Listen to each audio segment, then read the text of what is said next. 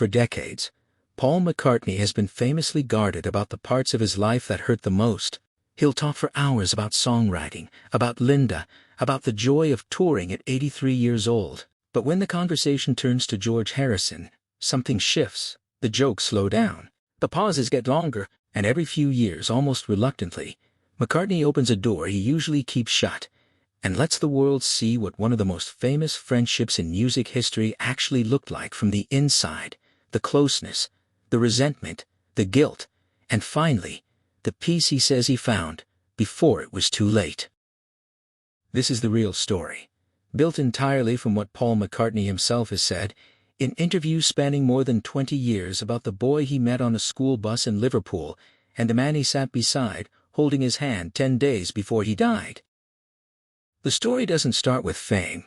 It starts with a bus route in Liverpool in the early 1950s and a school called the Liverpool Institute High School for Boys, where two kids from working-class families happen to be assigned the same uniform and the same commute. McCartney has told this story many times, almost like a piece of folklore he's protecting.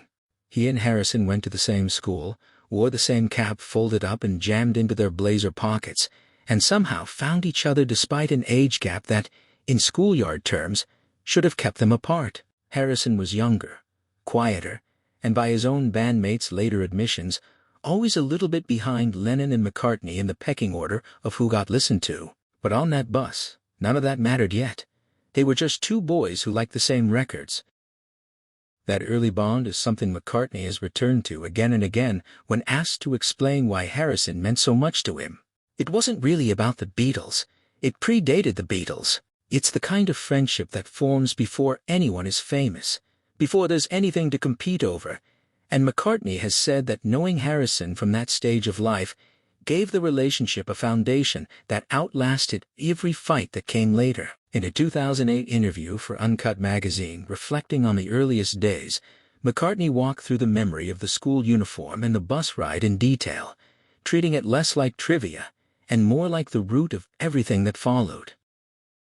Once the Beatles existed, the dynamic between the three songwriters solidified quickly, and not entirely in Harrison's favor. Lennon and McCartney wrote together, competed together, and by sheer force of output dominated the set lists and the album credits. Harrison, several years younger and newer to the guitar than either of them, spent years absorbing a kind of structural disadvantage that had nothing to do with talent and everything to do with timing. He was, in the words used by people close to the band at the time, treated like the little brother tagging along present, valued as a guitarist, but rarely given the same weight as a writer. McCartney has never fully denied this dynamic. What he's done instead, especially in later interviews, is own his part in it. Speaking with Howard Stern years afterward, McCartney admitted flatly that he and Lennon didn't give Harrison the credit he deserved as a songwriter during those years, acknowledging that some of Harrison's compositions were among the best songs the band ever produced. It's a rare thing, a former bandmate publicly conceding, decades later, that the pecking order was wrong, and that the person shortchanged by it was someone he loved. That imbalance became sharper as the Beatles moved into their final years together. By the time of the sessions that would eventually become Let It Be, tension between Harrison and McCartney had curdled into something visible even to the people working alongside them. Harrison had spent time away from the band, playing informally with Bob Dylan and the musicians who'd go on to form the band, and had come back to Britain inspired by a looser, more democratic way of making music. What he walked back into instead was more of the same: McCartney's firm hand on arrangement and direction, and a studio dynamic that left Harrison feeling like a guest in his own band. People close to Harrison at the time described him coming home from sessions full of frustration, worn down by the sense that he was still being pushed to the margins. The documentary footage later released as Get Back captured some of this directly, the now famous moment where Harrison, exhausted by the friction, quietly tells the room he's leaving the band, packs up, and walks out. It wasn't a permanent split, but it was a real one. And it happened because of exactly the pattern that had been building for years: two dominant personalities in Lennon and McCartney, and a third who felt perpetually sidelined. Pattie Boyd, who was married to Harrison for much of the 1960s and into the early 1970s, has offered one of the more vivid outside accounts of what those tensions actually looked like at home. According to Boyd, the core of the problem sat specifically between Harrison and McCartney, more than between Harrison and Lennon. She's described Harrison as feeling pushed into the background, treated the way a little brother gets treated at a family gathering, tolerated, occasionally indulged, but rarely taken as seriously as the two older figures running the show. Boyd has said Harrison would come home from sessions full of anger, in what she called a genuinely bad state, worn down by the daily experience of fighting to be heard in the band he'd helped build from the time he was a teenager. It's worth noting that this wasn't just personal frustration with no basis in the music itself. Harrison's growth as a songwriter throughout the mid to late 1960s was undeniable.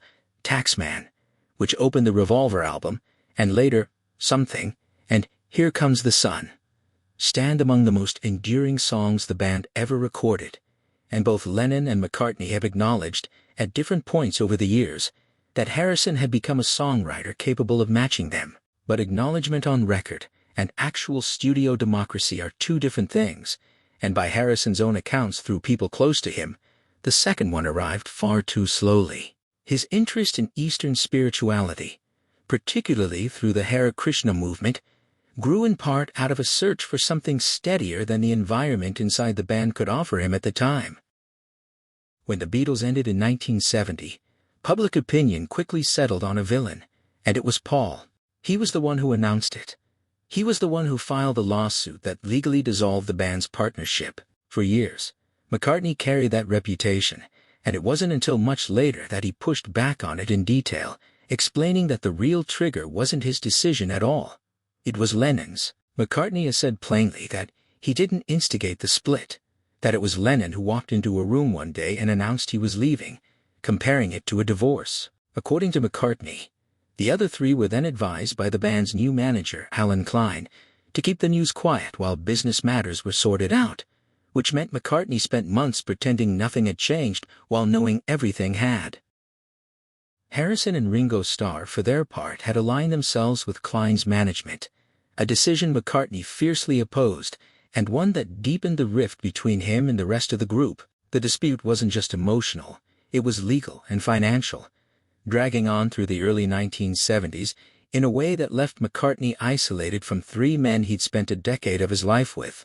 He's described that period candidly as one of the hardest stretches of his life, a time defined by lawsuits and fractured friendships rather than music. In a 2020 interview, McCartney admitted that the perception that the four of them had come to hate each other wasn't accurate, but he also acknowledged that the breakup itself and the backlash he received for it was something that genuinely hurt him.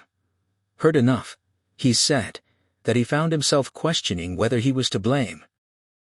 For a while, that breach extended specifically to Harrison.